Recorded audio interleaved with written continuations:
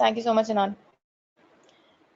तो जिन लोगों से बाद में मुलाकात नहीं भी होगी, एटलीस्ट उनको पता हो कि हम किस लेवल पे कितना हार्ड वर्क करेंगे तो फिर जाके हम पास होंगे, हम क्या गलती कर रहे हैं। ठीक है, तो अब आगे चलते हैं। इस स्लाइड में आपको काफ़ी सारे डांसिंग मैनिकन्स नजर आएंगे। ठीक है, मैंने कहा बच्चे सोए ना, तो इसी को बहुत सारा। अच्छा, एक सेकेंड, मैं आपको मैसेज पढ़ लूँ। पिछली स्लाइड रिकॉर्ड नहीं हुई। पिछली स्लाइड तो बेटे वही है, होल्डिंग और सब्सिडरी की। मैं दिखा देती हूँ। ये तो आपने देखी हुई है।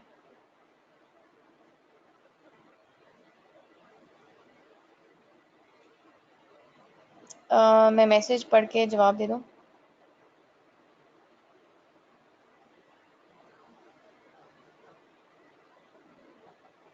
कोई बात नहीं अब्दुल रहमान, अब आइंदा इंशाल्लाह गलती नहीं होगी, क्योंकि आपको पता है ना, इस क्लास में और उस क्लास में थोड़े से बच्चे फ़र्क हैं, तो टेस्ट सेपरेटली अपलोड होता है। जी हनान, ये वाली स्लाइड थी हनान, होल्डिंग और सब्सिडरी वाली।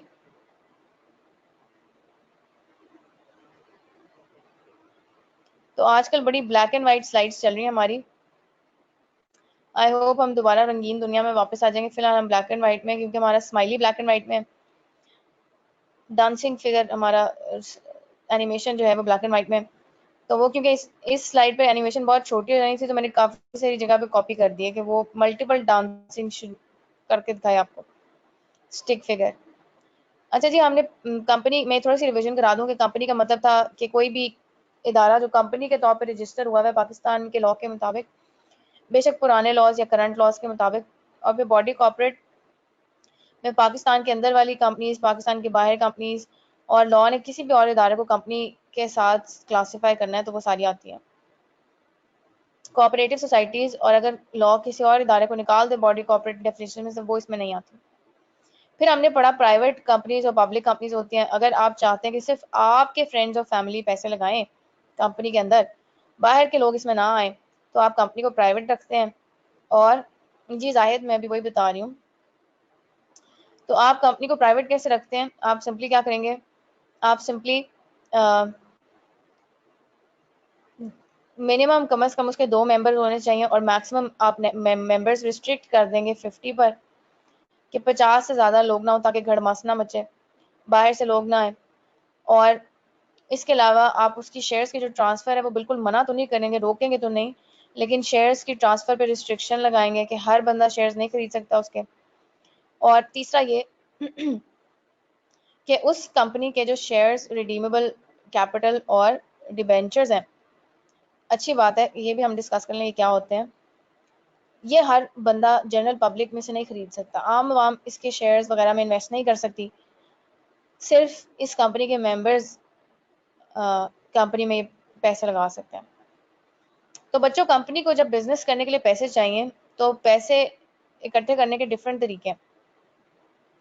शेयर्स, शेयर्स का मतलब क्या है कि जो भी ओनर्स हैं वो कैपिटल इन्वेस्ट करें, यानी इस पे उनको कोई इंटरेस्ट नहीं मिलेगा। अगर वो पैसे लगाते हैं बिजनेस के अंदर, तो कोई भी बंदा जो आपको पैसे देता है वो एक्सपेक्ट करता है कि जितने पैसे दिए हैं उससे ज्यादा उसको वापस मिलेंगे।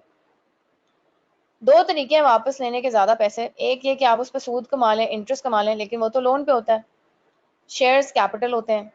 तो कैपिटल पे इंटरेस्ट मिलने के बजाय, सूद मिलने के बजाय प्रॉफिट मिलता है, और अगर लॉस हो जाए तो लॉस शेयर करना पड़ता है।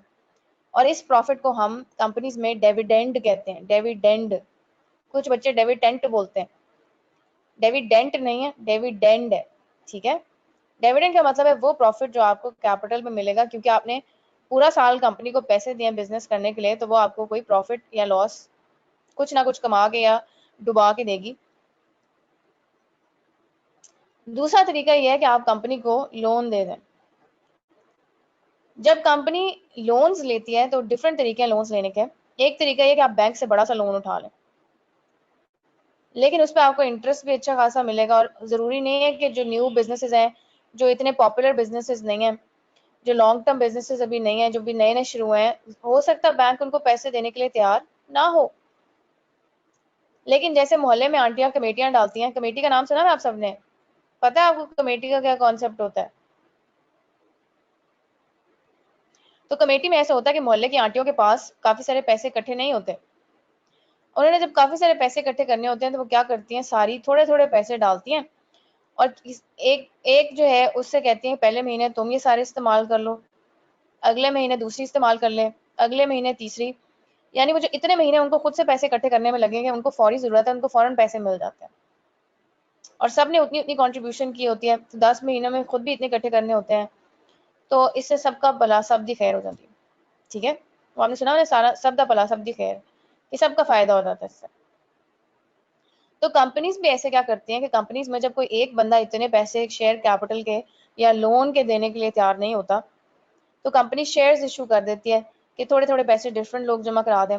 और लोन भी जब कंपनी ने लेना होता है उधार और कोई एक पार्टी बड़ा सा उधार देने के लिए तैयार नहीं, तो छोटा छोटा उधार लोगों से उठा लेती है। इस लोन को हम डिबेंचर्स कहते हैं कंपनी में। ठीक है, तो ये तो हो गया लोन। जी, बॉन्ड्स भी कहते हैं, डिबेंचर्स भी कहते हैं, डिफरेंट नाम है। तो ये तो हो गया कि शेयर कैपिटल और डिबेंचर्स क्या होता है। तीसरा तरीका, बिल्कुल जैसे एक जमाने में वो गाड़ियां थी जो सिर्फ डीजल पे चलती थी, पेट्रोल पे चलती थी, अब कुछ ऐसी गाड़ियां जो बिजली पे चलती हैं और कुछ गाड़ियां हाइब्रिड हैं, यानी वो बिजली पे भी चलती हैं और पेट्रोल पे भी। जैसे आज से कुछ साल पहले एक गाड़ी आई थी जो लोग कहते थे कि इसकी बैटरी खराब होगी तो गाड़ी फजूल खराब हो जाएगी। क्या नाम है उस गाड़ी का? प्रियस। ठीक है, तो प्रियस सबसे पहले हाइब्रिड गाड़ी आई थी, इसमें ये बैटरी पे बिजली पे भी चलती है और ये पेट्रोल पे भी चलती है। एक्वा, बिल्कुल, अब तो हाइब्रिड बहुत सारी आ गई है ना, अब पहले सबसे प्रियस होती थी। तो बिल्कुल जैसे ये हाइब्रिड है, इसका ये फायदा है कि जब तक बिजली पे चल रही है, बैटरी पे, चार्जेबल बैटरी पे, तो पेट्रोल की कॉस्ट नहीं है।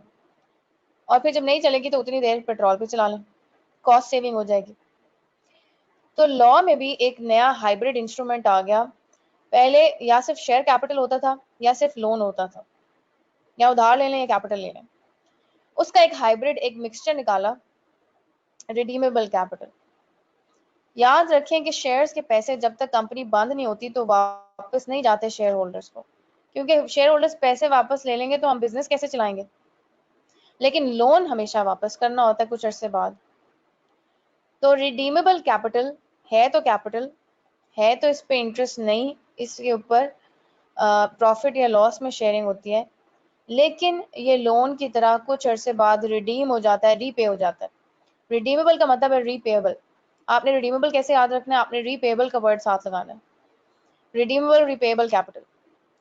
तो ये हाइब्रिड है, जो है तो कैपिटल, इस पे सूद तो नहीं मिलता, इंटरेस्ट तो नहीं मिलता, प्रॉफिट एंड लॉस की शेयरिंग करनी है, लेकिन ये लोन की तरह कुछ अरसे बाद वापस हो जाएगा।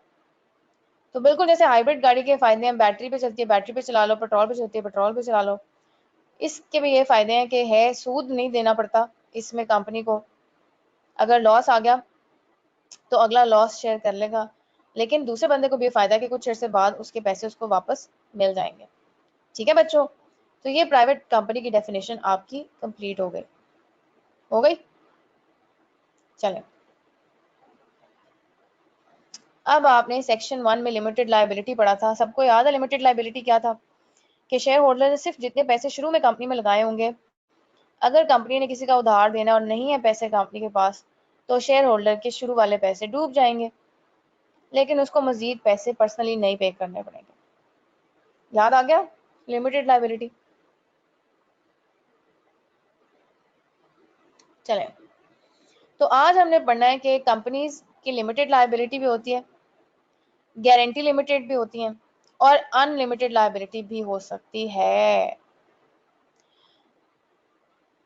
लिमिटेड बाय शेयर्स कंपनी सबसे कॉमन होती हैं, और वही हमने लिमिटेड लायबिलिटी में डिस्कस किया था। बिल्कुल बेसिक लेवल पे आपको यही सिखाया था कि जितने पैसे शुरू में शेयर कैपिटल में इन्वेस्ट किए, शेयर कैपिटल को शेयर कैपिटल इसलिए कहते हैं कि वो कैपिटल है, यानी लोन नहीं है, और इसको हिस्सों में डिवाइड कर ले कि जिसने जितने पैसे दिए इतना उसका प्रॉफिट में हिस्सा होगा। हिस्से को इंग्लिश में शेयर बोलते हैं, इसलिए शेयर कैपिटल का वर्ड है।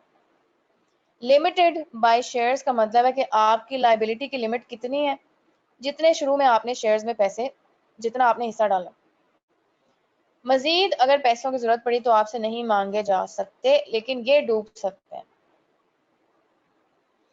तो लिमिटेड बाय शेयर्स तो वही है जो हमने लिमिटेड लायबिलिटी अभी तक पढ़ी थी। और याद रखें कि पाकिस्तान में क्योंकि 2 नंबरी बहुत कॉमन है, तो पाकिस्तान में पार्टली पेड शेयर्स नहीं होते। शुरू में ही आपसे पूरे की पूरी अमाउंट ले ली जाती है कि अगर आपने 10 रुपए का शेयर लिया तो आपसे शुरू में 10 रुपए ले लिए जाएंगे। बाहर के मुल्कों में जहां पर इन्वेस्टर्स का कॉन्फिडेंस है, 2 नंबरी नहीं है, कानून की बालादस्ती है, उन मुल्कों में आप ये भी कर सकते हैं कि अगर कंपनी को अभी 10 में से 2 रुपयों की जरूरत है, अभी आपसे 2 रुपए ले ले और 8 रुपए बाद में जब कभी जरूरत पड़ेगी तो आपसे ले ले, वरना ना ले। तो बाहर के मुल्कों में पार्टली पेड शेयर्स होते हैं, लेकिन पाकिस्तान में ऐसी कोई चीज नहीं होती। ठीक है जी, ये तो होगी लिमिटेड बाय शेयर्स कंपनी। ये सबको समझ लग गई? Easy peasy Japanesey. तो आज जापान के ऊपर ही सवाल था। ठीक है जी, अब अगली कंपनी अनलिमिटेड लायबिलिटी। तो अनलिमिटेड लायबिलिटी के नाम से पता चल गया कि जिसमें शेयर होल्डर्स पर्सनली लायबल होंगे। अगर इन्होंने किसी का नुकसान किया तो इनकी लायबिलिटी की कोई लिमिट नहीं होगी, इनको सारा का सारा नुकसान पूरा करके आना पड़ेगा। तो ये तो बिल्कुल पार्टनरशिप या सोल प्रोप्राइटरशिप की तरह हो गई, बिल्कुल ऐसे ही है। तो बच्चों याद रखो, अब जो कंपनीज और पार्टनरशिप्स का लॉ चेंज हुआ है, तो अब लिमिटेड लायबिलिटी पार्टनरशिप्स भी अलाउ हो गई हैं पाकिस्तान में। पूरी दुनिया में तो वैसे भी हैं। और बच्चों का ये सवाल होता है कि फिर अनलिमिटेड लायबिलिटी कंपनी बनाने का फायदा क्या है? ये तो फिर पार्टनरशिप और सोल प्रोप्राइटरशिप जैसे हो गई। तो बिल्कुल जैसे मैंने आपको बताया था कि ये बिजनेस करने वाले पे, इमरान खान पे डिपेंड करता है, अगर उसने चप्पल का बिजनेस शुरू करना है, पेशावरी चप्पल का, कि वो कौन से लॉज को फॉलो करना चाहता है, कौन से लॉज ज्यादा स्ट्रिक्ट है। पार्टनरशिप लिमिटेड भी हो सकती है, अनलिमिटेड भी, कंपनी लिमिटेड भी हो सकती है, अनलिमिटेड भी, लेकिन कंपनीज के लॉज ज्यादा स्ट्रिक्ट होते हैं। अनलिमिटेड कंपनी बनाने का फायदा ये होगा कि इसमें क्योंकि आपको पता है, लॉ को पता है, आप किसी का नुकसान करेंगे तो जेब से पूरा करके आना पड़ेगा, तो इसके लॉज थोड़े कम स्ट्रिक्ट होंगे, क्योंकि लॉ को ये तसल्ली है कि आप किसी का नुकसान नहीं कर सकते। लिमिटेड लायबिलिटी कंपनीज में लॉज ज्यादा स्ट्रिक्ट होंगे, प्राइवेट में कम, और पब्लिक में सबसे ज्यादा स्ट्रिक्ट होंगे क्योंकि आम आवाम का पैसा लगा हुआ है। फिर अनलिमिटेड लायबिलिटी कंपनी आप वो कंपनीज बनाएंगी। पहली बात तो ये कि बहुत ही रेयर होती हैं कंपनीज, कंपनी बनाने का मेजर मकसद ही लिमिटेड लायबिलिटी है। पर अगर किसी ने अनलिमिटेड लायबिलिटी बनाई है तो फिर उसको बहुत हद तक यकीन होगा कि मेरे बिजनेस के डूबने के चांसेस बहुत ही कम है। बहुत ही कम चांस है कि कल को मैं किसी का कर्जा ना दे पाऊं, किसी के पैसे डुबो दूं, किसी का नुकसान करूं, बहुत ही कम चांस है। कुछ बिजनेसेस में रिस्क बहुत कम होता है। ठीक है, कुछ बिजनेसेस ऐसे होते हैं जो आपको पता है कि यार ये नहीं डूब सकते। जी बिल्कुल। अब अब्दुल्ला, अनलिमिटेड कंपनीज पे सेपरेट लीगल एंटिटी का कॉन्सेप्ट अप्लाई नहीं होगा। ठीक है, लेकिन क्योंकि हम शुरू में बेसिक्स में मैंने आपको बताया कि ये कंपनीज बहुत रेयर होती हैं और कंपनी बनाने का प्राइमरी मकसद लिमिटेड लायबिलिटी है, तो बेसिक्स में हम आपको यही डिफरेंस पढ़ाते हैं कि कंपनीज में सेपरेट लीगल एंटिटी होती है, लेकिन अनलिमिटेड जब भी लायबिलिटी होगी तो सेपरेट लीगल एंटिटी नहीं होगी। ठीक है, वेरी गुड क्वेश्चन। ये भी सबको समझ लगी अनलिमिटेड कंपनी क्यों बनाई जाती है फिर, अगर कोई बनाए तो। जी सब लोग जी नहीं कर रहे, कोई 2-4 लोग ही करते हैं, बाकी सब सो रहे हैं कि डांस कर रहे हैं। तालियां बजाऊं?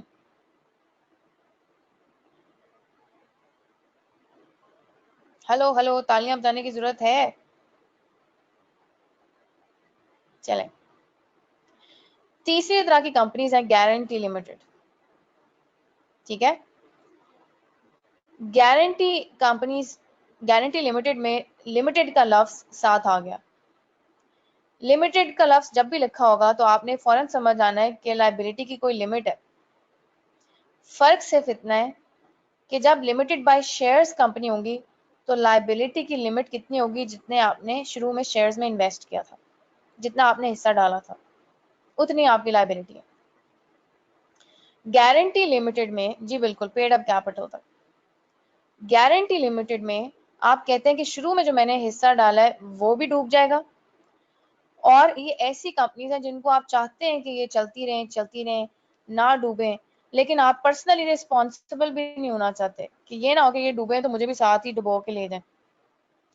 तो आप कहते हैं कि जब ये कंपनी खुदा ना खास्ता किसी के पैसे नहीं दे पाएगी, तो आप शुरू में वादा करते हैं कि जो मेरे शुरू में शेयर्स के पैसे होंगे या मेरा जो कैपिटल होगा वो भी डूब जाएगा, और मजीद मैं गारंटी देता हूँ, वादा करता हूँ कि मजीद इतने पैसे मैं ऊपर भी दे दूंगा अगर जरूरत पड़ी तो, अगर नहीं पड़ी तो नहीं लिए जाएंगे। लेकिन आप एक लिमिट लगाते हैं कि इतनी गारंटी में देता हूँ, 100% गारंटी में, अनलिमिटेड गारंटी नहीं देता कि सारे मैं पूरे करके आऊंगा। तो लिमिटेड बाय शेयर्स में सिर्फ शुरू के शेयर्स के पैसे डूबेंगे, गारंटी लिमिटेड में आपसे मजीद गारंटी के पैसे भी मांगे जा सकते हैं। ठीक है, सिर्फ ये फर्क है।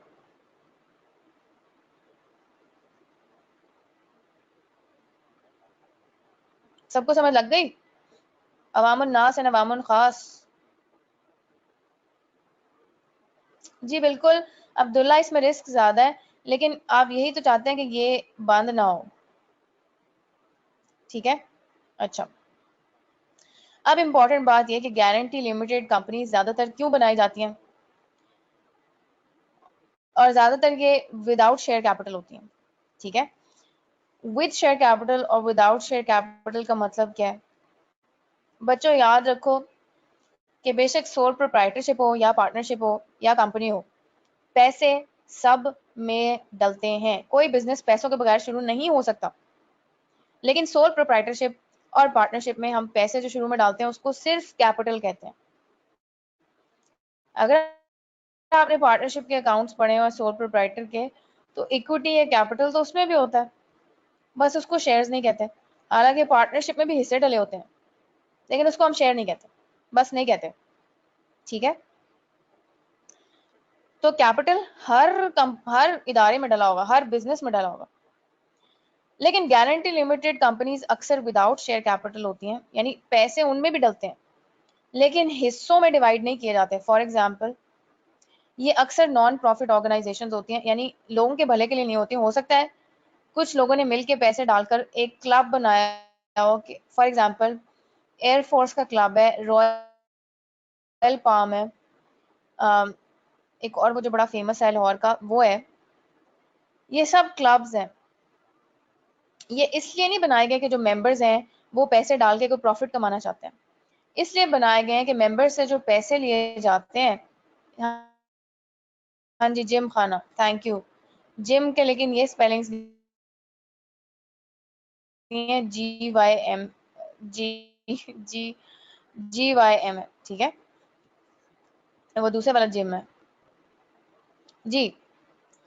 तो गारंटी लिमिटेड कंपनीज में मेंबर्स ने पैसे डाले हुए हैं, कैपिटल डाला हुआ है, पर उनका मकसद ये है कि एक रिक्रिएशनल के लिए गोल्फ क्लब होना चाहिए। Royal palm and golf and country club है, तो वो चाहते हैं पैसे डाल के एक गोल्फ कोर्स बनाए, जिसने खेलना है वो आके खेले, साथ जिम हो, साथ एक खाना खाने का रेस्टोरेंट्स हो दो चार, ताकि जो भी कोई आके एंजॉय करना चाहता है, टाइम स्पेंड करना चाहता है मेंबर्स में से, वो स्पेंड करे। लेकिन प्रॉफिट कमाना उनका मकसद नहीं है। तो कैपिटल में हिस्से तो सारे डालेंगे, जो भी मेंबर बनना चाहता है उसको कोई पैसे तो देने पड़ेंगे, लेकिन उसको हिस्सों में, शेयर्स में डिवाइड नहीं किया जाएगा। शेयर्स में डिवाइड करने का मकसद ये है कि प्रॉफिट नहीं है तो क्यों करेंगे, जो जितने मर्जी पैसे दे सबको इक्वल फैसिलिटीज मिलेंगी।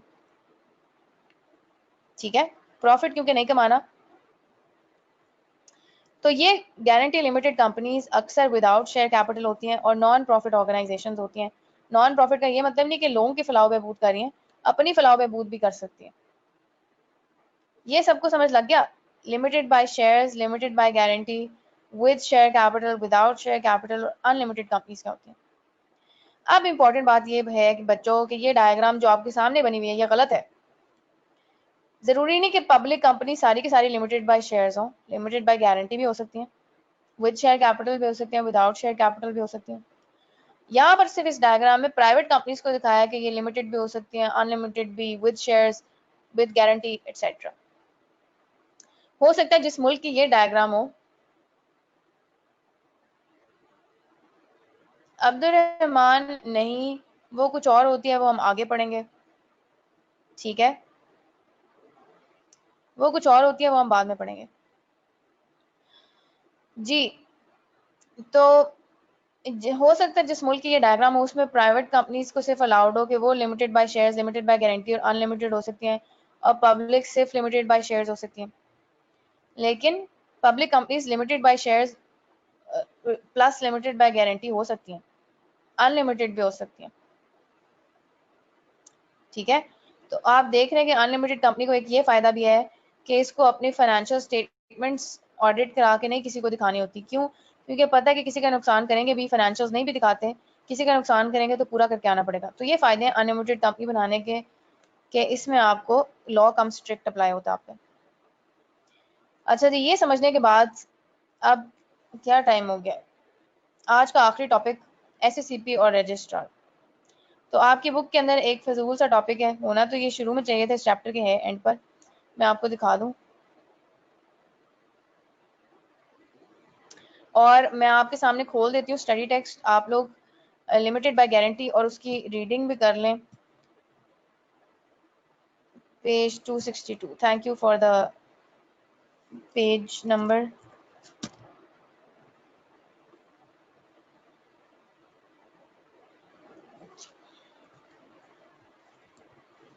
तो उसको एक्सप्लेन करने से पहले आप लोग खुद ही रीडिंग कर लें, और अगर आपको कोई सवाल है limited by shares, limited by guarantee में, तो वो पूछ लें।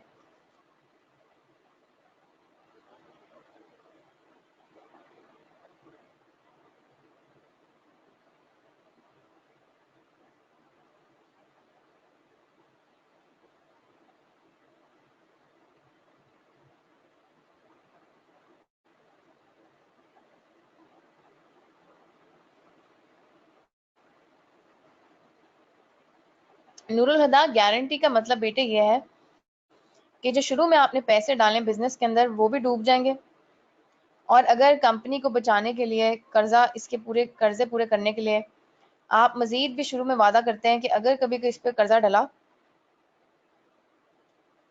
चलें अलीशा मैं कल किसी और चीज का बंदोबस्त करती हूँ, ठीक है जी। तो कंपनी लिमिटेड बाय गारंटी में जो शुरू में पैसे डालें वो भी डूब जाएंगे, और उसके बाद शुरू में ही आपने वादा किया कि अगर कभी मजीद कर्जे की जरूरत पड़ी, अब्दुल्ला मैं अभी बताती हूँ, मजीद अगर कर्जे की जरूरत पड़ी तो आप शुरू में गारंटी देते हैं कि इतना मजीद पैसे भी मैं दूंगा अगर कभी जरूरत पड़ी तो।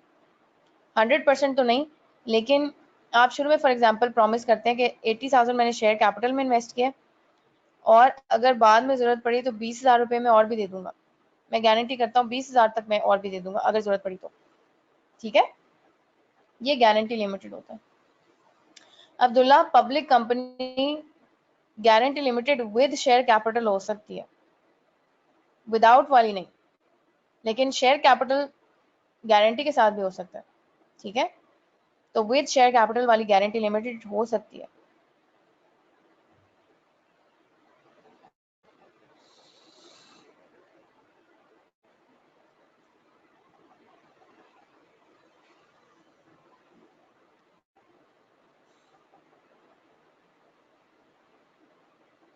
नहीं साकिब, इसमें ये नहीं हो सकता, ये नहीं हो सकता कि आप शुरू में कोई पैसे न डालें और एंड में गारंटी कहें कि सिर्फ बंद होगी तो मैं पैसे दो।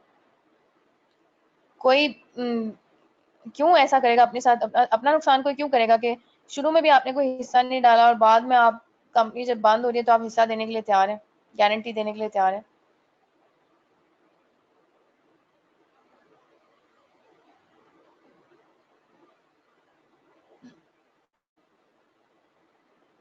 जी साकिब, ये जो फर्स्ट लाइन है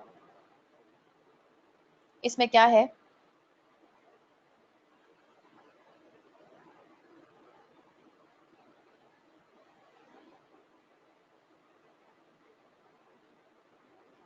अच्छा ठीक हो गया,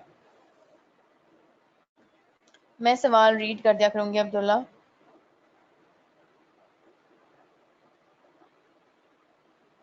जी साकिब और नूरुल हुदा, मैंने आपको बताया कि guarantee limited with share capital भी हो सकती है, विदाउट भी।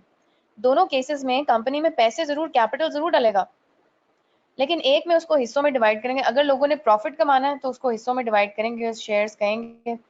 अगर लोगों ने प्रॉफिट नहीं कमाना, एक दूसरे के बेनिफिट के लिए कोई चीज बनानी है, तो फिर उसको हिस्सों में डिवाइड नहीं करेंगे। कैपिटल जरूर होगा इसमें, लेकिन अगर प्रॉफिट नहीं कमाना तो हिस्सेदारी का क्या जिक्र करना।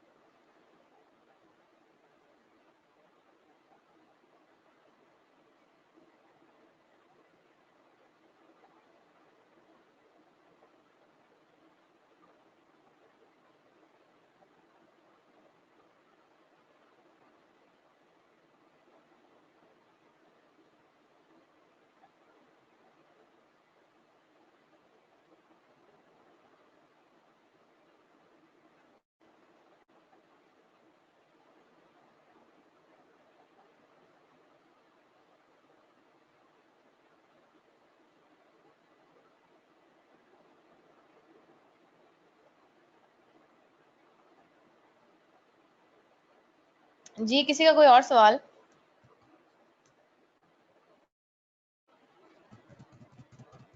नीचे से भी पढ़ लें।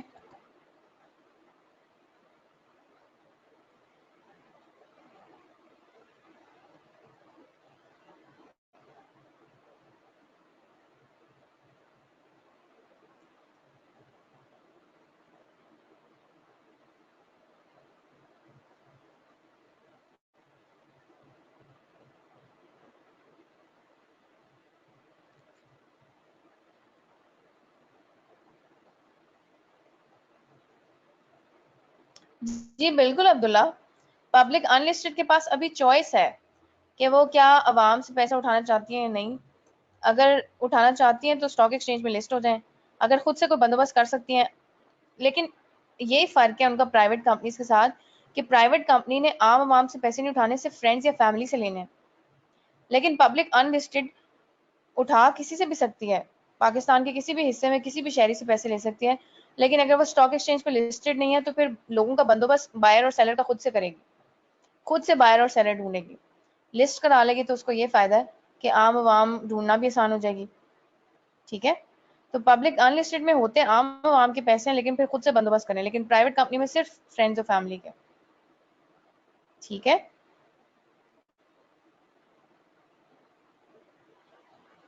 जी, किसी का कोई क्वेश्चन नहीं? आई होप कि आपने रीडिंग कर लिया, आप लोग टाइम नहीं वेस्ट कर रहे।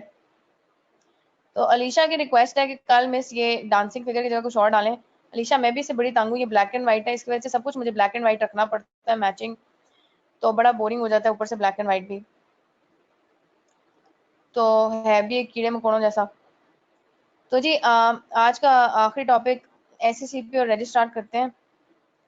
एससीसीपी वो इदारा है, securities and exchange commission of Pakistan, जो हुकूमती लेवल पे चेक करता रहता है कि कंपनीज सारे लॉज को, कंपनीज एक्ट को फॉलो करें, और बाकी भी जो कंपनीज के ऊपर लॉज हैं, फॉर एग्जांपल जो बैंकिंग कंपनीज हैं, जो इंश्योरेंस कंपनीज हैं वो भी कंपनीज, लेकिन उनमें आम आवाम का इतना पैसा लगा हुआ है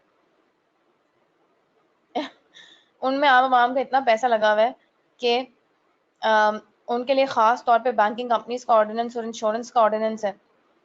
ठीक है, तो जितनी भी कंपनीज पाकिस्तान के अंदर हैं डिफरेंट टाइप्स की, और उन पर जितने भी लॉज लगते हैं आगे आप सब के मुदारबाज के, इंश्योरेंस कंपनीज के, बैंक्स के, नॉन बैंकिंग फाइनेंस कंपनीज के, जो बैंक्स की तरह होती हैं, बस उन पर लॉ डिफरेंट होता है।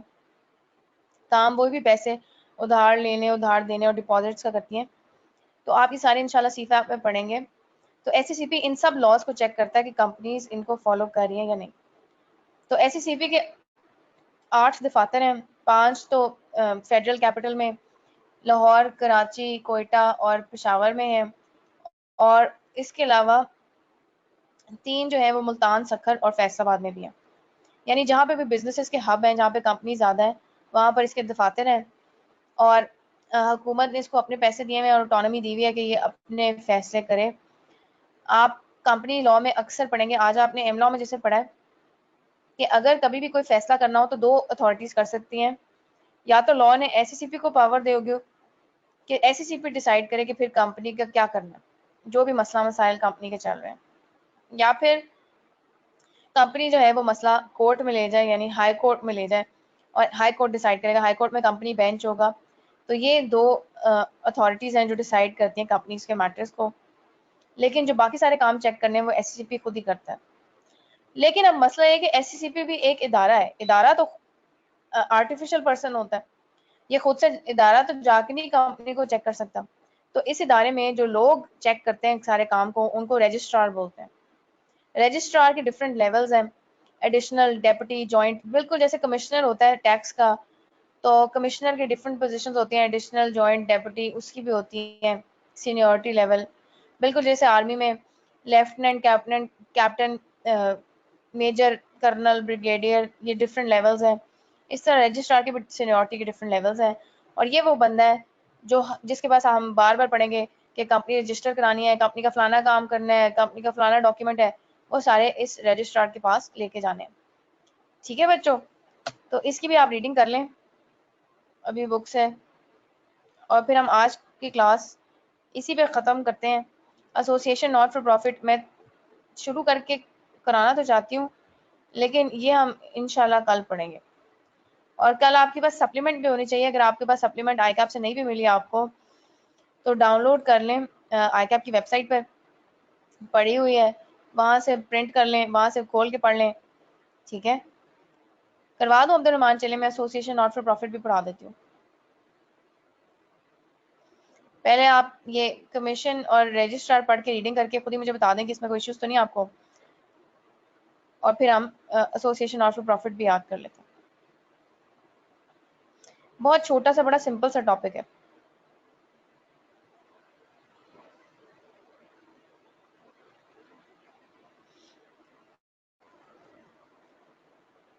जी बिल्कुल हनान।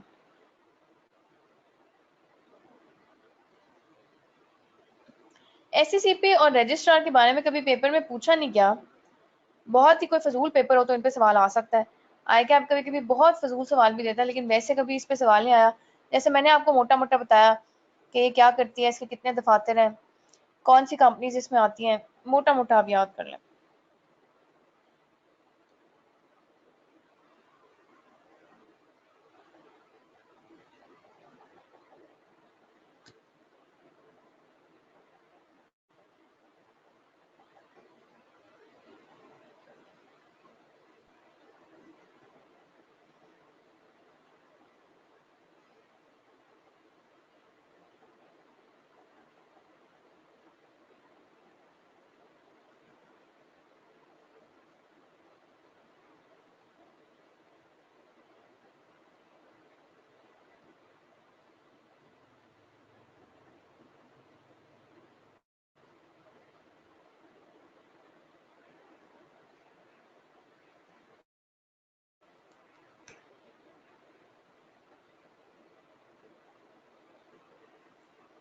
ओहो अब्दुल्ला, छोटा मोटा भी नहीं, सीधा 17 नंबर का सवाल। इधर से खैर 17 नंबर का तो नहीं आ सकता, लेकिन 5-10, 5 नंबर का आ सकता है। और सीलों में 5 नंबर भी क्वालिफाई करने के लिए बहुत जरूरी है। तो आई कैप ने ऑडिट में भी 1 मिनट तक इंतहाई फिजूल सवाल पूछा था, 8 नंबर का, जो कभी कोई सोच भी नहीं सकता था कि पेपर में आएगा। हाँ जी, आपने बाकी तैयारी अच्छी की हुई होगी, लेकिन कभी कभी कुछ बहुत ही फिजूल टॉपिक्स हैं जो बच्चों को ना चाहते हुए भी हमें कहना पड़ता है कि याद कर लें, क्योंकि आई कैप का कोई एग्जामिनर का पता नहीं है। जी आई होप कि सबने रीड कर लिया होगा। ओके, आगे ही नहीं निकलते आप लोग, रीडिंग करके बताते नहीं है। जी, ये रजिस्ट्रार भी पढ़ लें।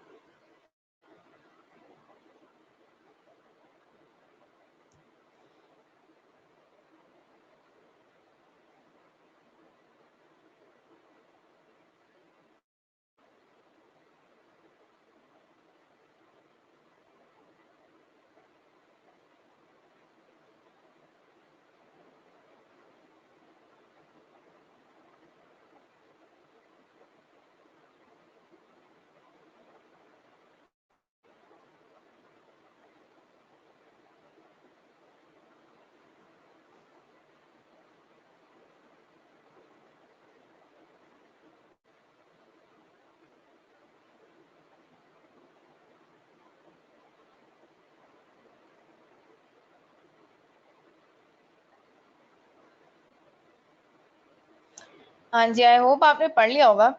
यहाँ पे डिफरेंट वर्ड्स यूज किए गए, मॉर्टगेजेस एंड चार्जेस, सीजर। ये मॉर्टगेजेस और चार्जेस के ऊपर पूरा चैप्टर है, ये आप आगे पढ़ लेंगे क्या होता है। ये डिफरेंट डॉक्यूमेंट्स है जो जमा कराने होते हैं। सीजर का मतलब है कि अगर इसको गुस्सा चढ़े तो ये आपकी सारी किताबें उठा के भी लेके जा सकता है कंपनी की। जी बिल्कुल, अब्दुल्ला हिरारकी में।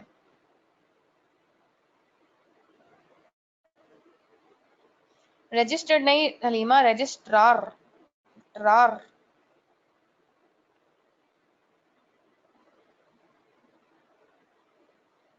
ठीक है जी, चलें अब आगे चलते हैं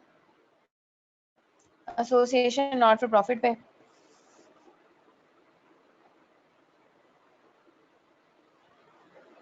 तो यहाँ पे अलीशा की रिक्वेस्ट की मतलब की तरह हम थोड़ा सा चेंज कर लेते हैं।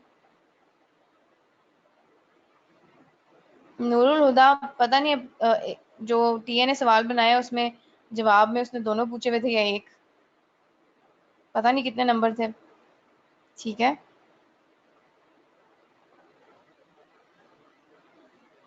अब्दुल्ला आप ग्रुप में मैसेज करें, टीए से कहें आपको अपलोड करके दे, होने चाहिए सोल्यूशंस अपलोड।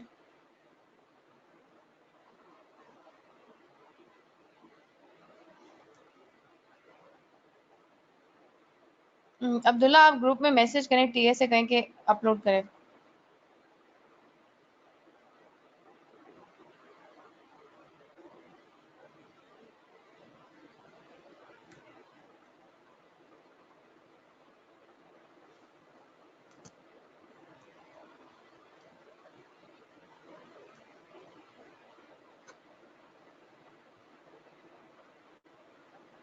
अच्छा जी, association not for profit simple सी बात है, ये नॉन प्रॉफिट ऑर्गेनाइजेशंस को, एनजीओस को नहीं कहते, इसमें ट्रस्ट वगैरह नहीं आते। कभी कभी जब आप किसी का भला करना चाहते हैं तो भला करने के बजाय आपका अपना नुकसान हो जाता है। अगर फॉर एग्जाम्पल कोई बंदा किसी का भला करना चाहता है और कंपनी बनाता है उसके लिए, और वो बचना चाहता है अपने नुकसान से। फॉर एग्जाम्पल जैसे एसिड विक्टिम्स होते हैं, एसिड अटैक विक्टिम्स होते हैं, किसी ने किसी पे एसिड गिरा दिया है और आप उन खवातीन की मदद कर रहे हैं जिन पे एसिड गिरता है, लेकिन आप पे को कोर्ट में केस कर देता है कि नहीं जी ये बंदा फजूल काम कर रहा है, उन खवातीन से कोई भी आप पे गलत केस कर देता है। हालांकि वो आप पे गलत केस कर रहा है लेकिन उसके पास बहुत पैसे हैं, वो रिश्वत देता है, केस जीत जाता है, आपको पर्सनली लायबल कर देता है, तो आप तो मारे जाएंगे कि मैं अच्छा भला नेक काम कर रहा था, मैं एसिड अटैक विक्टिम्स को बचा रहा था, उल्टा मेरे पे केस हो गया और मुझे तो पर्सनली लायबल कर दिया कोर्ट ने। तो आप एसिड अटैक विक्टिम्स को बचाने के लिए एक लिमिटेड लायबिलिटी कंपनी बनाते हैं, ताकि कल को जो भी केस हो कंपनी के ऊपर हो, और कोई अगर बहुत बड़ा कोर्ट आप पे पेनल्टी भी डालती है किसी गलत केस में भी, तो कम से कम आप पर्सनली लायबल ना हो।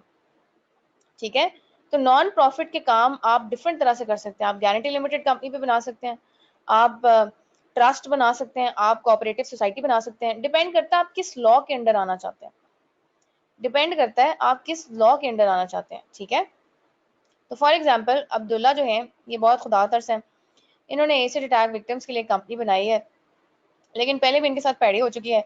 पहले भी इन्होंने जो नॉन प्रॉफिट ट्रस्ट बनाया था उस पर केस हो गया था, पर्सनली लायबल थे और बड़ी मुश्किल से जान छुड़ा के बचे थे। बस फिर अल्लाह से दुआएं की थी तो अल्लाह मैंने कहीं से बचा लिया। ठीक है, वरना पाकिस्तान में शराफत से तो काम चलता नहीं है। तो इस मरतबा इन्होंने एक लिमिटेड लाइबिलिटी कंपनी बनाई है। अब मसला ये है कि कंपनी के नाम के साथ तो लिमिटेड का वर्ड यूज होता है। सॉरी, एक सेकेंड जी, मैं अपना गला साफ कर लूं।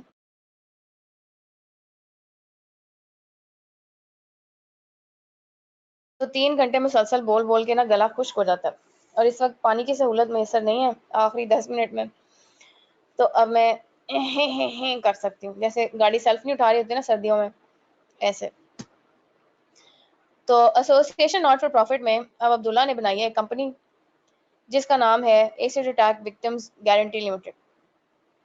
अब मसला ये कि जो भी नाम पड़ेगा, नाम के साथ गारंटी लिमिटेड या प्राइवेट लिमिटेड, कोई भी कंपनी वाला नाम आ रहा है, तो लोग समझेंगे कि शायद ये प्रॉफिट मेकिंग ऑर्गेनाइजेशन है। लोग मिसलीड हो जाएंगे कि यूजुअली प्रॉफिट मेकिंग कंपनीज होती हैं, नॉन प्रॉफिट नहीं होती। ज्यादातर तो प्रॉफिट के लिए कंपनीज बनाई जाती हैं। तो ये चाहते हैं मैं काम भी नेक करूं, लेकिन लोगों को गलत भी ना लगे, लोग नाम पढ़ के ये ना समझ बैठे कि प्रॉफिट मेकिंग इदारा है।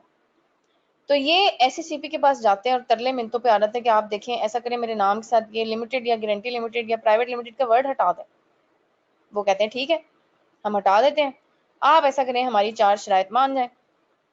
अब्दुल्ला कहते हैं कौन सी 4 शराइत? वो कहते हैं जी फिर आपने नेक काम करना है। वो कहते हैं जी मैं तैयार हूँ नेक काम करने के लिए। वो कहते हैं जी पहली शर्त ये है कि आप जो भी काम करेंगे वो कोई नेक काम होना चाहिए। ये मैं हाईलाइट करती जाती हूँ, जिस बॉक्स के ऊपर अभी मेरा पॉइंटर है। नेक काम कोई भी हो सकता है, जरूरी नहीं आप एसिड अटैक विक्टिम्स को बचा रहे हो, जरूरी नहीं आप खैरात कर रहे हो, आप स्पोर्ट्स को प्रमोट कर सकते हैं, कॉमर्स का कोई इदारा बना सकते हैं, साइंटिफिक रिसर्च कर सकते हैं, इस्लाम के या किसी भी मजहब को प्रमोट करने के लिए कुछ बना सकते हैं इदारा, लेकिन कोई नेक काम होना चाहिए। दूसरी शर्त यह है कि आप प्रॉफिट कोई भी जो इदारा कमाएगा वो मेंबर्स को यानी कंपनी बनाने वालों को नहीं दिया जाएगा, डिविडेंड के तौर पर डिस्ट्रीब्यूट नहीं करना। तो ये बच्चों याद रखो, खैराती इदारे भी, बेशक वो शौकत खाना मेमोरियल ट्रस्ट हो, बेशक वो अलशिफा आई ट्रस्ट हो, बेशक वो दामन लिमिटेड हो, बेशक वो कश्फ फाउंडेशन हो, बेशक वो अखुवत हो, जितने भी इदारे खैराती या ईदी वेलफेयर है, जितने भी इदारे जो चैरिटेबल ऑर्गेनाइजेशंस हैं, ये प्रॉफिट कमाते हैं। अगर प्रॉफिट नहीं कमाएंगे और उस साल डोनेशंस भी ना आई तो इदारा तो बंद हो जाएगा। तो जो डोनेशंस आती हैं इन्होंने कुछ इन्वेस्टमेंट्स की होती हैं, कोई ना कोई इनकम जरूर कमा रहे होते हैं, वरना तो किसी साल किसी ने डोनेशन ही नहीं दी तो इदारा तो बंद करना पड़ेगा। तो लेकिन जो ये प्रॉफिट कमा रहे होते हैं उसको हम प्रॉफिट नहीं कहते, उसको हम इनकम कहते हैं। प्रॉफिट यूजुअली होता है जो मेंबर्स ओनर्स मांग लेते हैं वापस। इनकम ये कमाते हैं और ये इनकम लोगों पे लगाते हैं, इदारा चलाने के लिए लगाते हैं। तो तीसरी शर्त यह है कि प्रॉफिट जो आएगा वो डिविडेंड के तौर पे मेंबर्स को नहीं देना। ये प्रॉफिट जो है वो जो यूजफुल ऑब्जेक्ट्स हैं, जो भी मकासद हैं जिसके लिए बनाया गया इदारा, उसके लिए इस्तेमाल करना है। और चौथी शर्त यह है कि बहुत से पाकिस्तान में रिसेंटली इदारे ऐसे बने हैं जो नॉन प्रॉफिट थे देखने में, लेकिन उनको जो फंडिंग आ रही थी वो दहशत गर्दों को जा रही थी।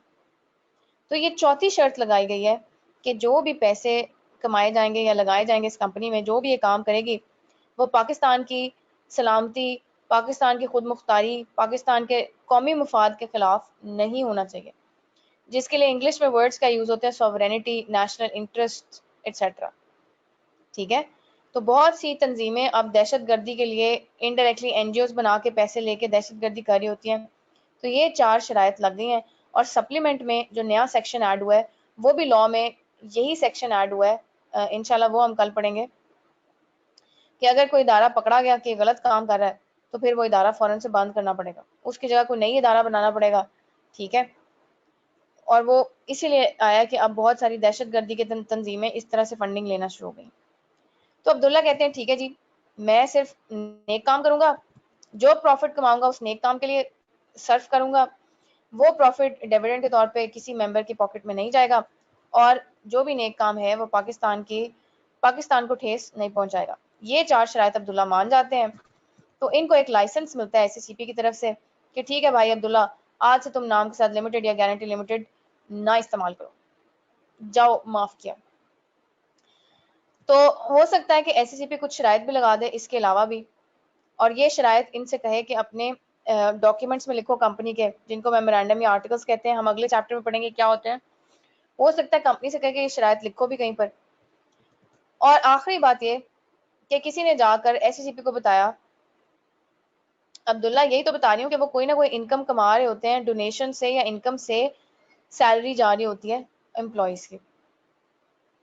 ठीक है, लेकिन ये डर होता है कि किसी साल डोनेशन ना आए तो फिर क्या करेंगे। तो इसलिए इस इदारे को चालू रखने के लिए इनकम भी, कोई इन्वेस्टमेंट्स भी होती हैं। अच्छा जी, अब किसी ने जाके अब्दुल्ला की शिकायत लगाई, किसी एसिड अटैक विक्टिम ने, कि अब्दुल्ला साहब जो है ना ये थोड़ा सा प्रॉफिट अपनी जेब में डाल लेते हैं। जैसे अक्सर एनजीओ बदनाम होती हैं कि बनाने वाले जो हैं वो डोनेशंस अपनी पॉकेट में डाल रहे हैं, अपना भी भला कर रहे होते हैं, लोगों के भले से ज्यादा। अब्दुल्ला की पकड़ के किसी ने शिकायत लगा दी, एससीपी चेक करने आई और एससीपी ने कहा हाँ वाकई ये तो काम गलत हो रहा है। तो SECP और कोई भी कानून ये नहीं करता कि पहले दिन ही आए और आपको हवालात में बंद कर दे या जुर्माना कर दे, आपका लाइसेंस कैंसिल कर दे। पहले अब्दुल्ला को मौका दिया जाएगा, अपॉर्चुनिटी ऑफ बीइंग हर्ड दी जाएगी, ठीक है। लॉ हमेशा एक शो कॉज नोटिस देता है कि भाई आप अपनी सफाई में क्या कहेंगे, एक मौका देता है कि आप अपनी सफाई पेश करें। अब्दुल्ला को अपॉर्चुनिटी ऑफ बीइंग हर्ड दी जाएगी।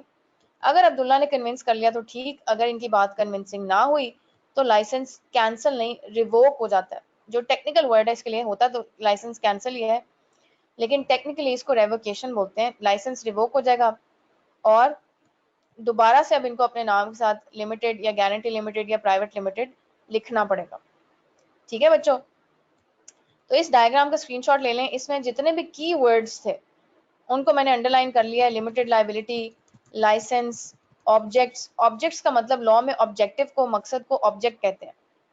ऑब्जेक्ट का मतलब यहाँ पे कोई चीज नहीं है, मकसद है।